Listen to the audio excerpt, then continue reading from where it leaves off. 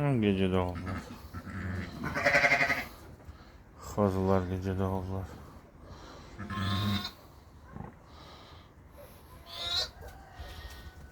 Çıkarı bir aylık, bir senelik. Ha bu yarıçka bir aylık. Ha bu yarıçka 3 aylık.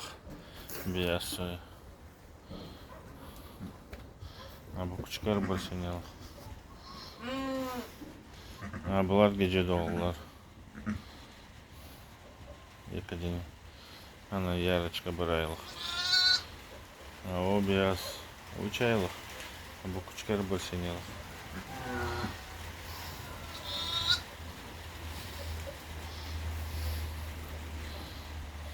Ana 3 haftalık.